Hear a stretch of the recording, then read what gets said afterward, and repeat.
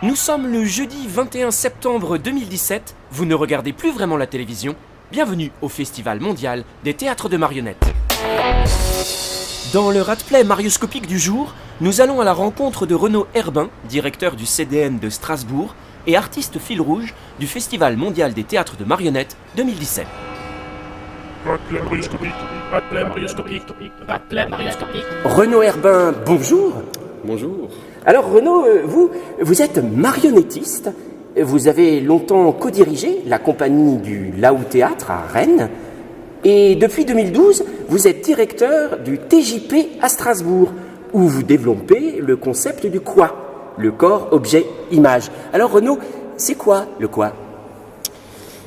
C'était une proposition de sortir un petit peu de la façon habituelle de définir la marionnette. C'est juste une définition, une proposition, un point de départ pour définir des pratiques qui sont souvent liées au champ chorégraphique, avec le corps, avec la présence du mouvement, et puis au champ des arts visuels, et donc, qui pose la question directement des images. Sur cette édition du Festival mondial des théâtres de marionnettes, vous proposez justement un panel de production a priori très hétéroclite que vous avez mis en scène, du jeune public au répertoire traditionnel slovène, en passant par un solo en marionnette à fil que vous interprétez, Renaud. Et pour moi, tout ça est relié par la même idée de manipulation, de déplacement finalement du vivant qui est souvent au centre du plateau. Et là, je m'amuse, quelle que soit la forme de la matière, que ce soit de la marionnette à fil effectivement, ou de la matière brute comme de la cire. Tout ce que j'essaie de faire, c'est d'essayer de déplacer l'endroit de la présence du vivant en scène. Donc c'est un jeu de mise en relation, un jeu de mise en danger, de mise en fragilité pour donner à voir finalement le lieu de l'existence, du vivant et de l'inerte. En tant que spectateur, on retrouve toujours la même expérience, voire même la même jouissance, Renaud, sonore et visuelle. Oui, c'est l'environnement. Enfin, pour moi, le son, la lumière n'est pas distinct, ou l'espace n'est pas distinct de la question de la marionnette, puisqu'il s'agit d'objets, de matière en soi, qu'elle soit parfois presque immatérielle, comme le son, mais ça reste quand même une matière qui a la possibilité de se mettre en relation avec l'interprète en scène. Dans vos spectacles, vous aimez raconter des histoires, mais vous aimez aussi raconter des histoires avec la scénographie. Et oui, et c'est peut-être la plus belle façon de déplacer l'acteur en scène, c'est de lui proposer un espace qui agisse sur lui. Donc on le voit dans Milieu, par exemple, cette scénographie là qu'on est en train de démonter. Où c'est donc votre solo de marionnette à fil. Voilà, où je me mets dans une situation extrêmement compliquée physiquement. Ah ça, j'ai vu, hein, vous manipulez du fil avec les mains, vous manipulez la terre avec la bouche, et parfois je vous ai même vu manipuler avec les pieds. C'est vrai. Et ben oui, j'essaie d'utiliser toutes mes ressources physiques. Et vous en avez. Merci.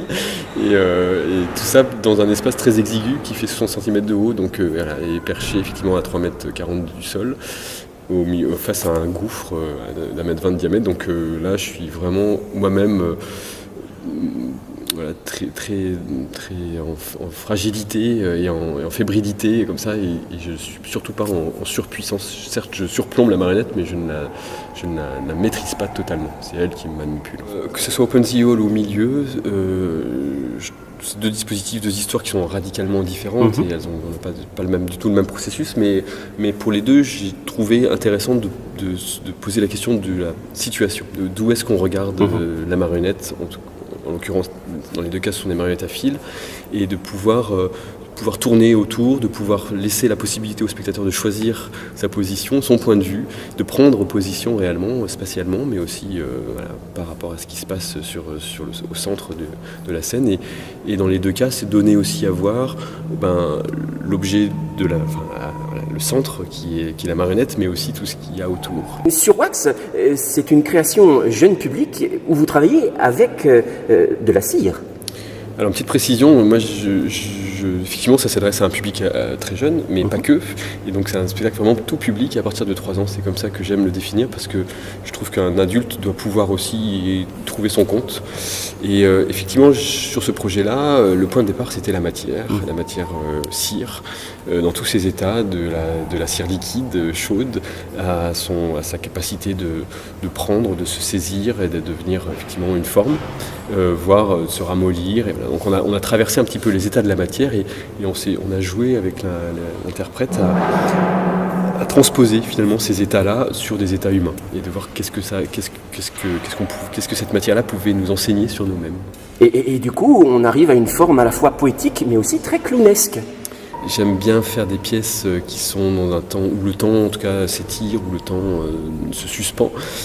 Alors, pour un spectacle à partir de 3 ans, j'ai pris le contrepoint de ça. Je me suis dit, il faut là du rythme, il faut que ça bouge, il faut qu'il y ait des événements, il faut que l'énergie finalement du plateau soit communicative.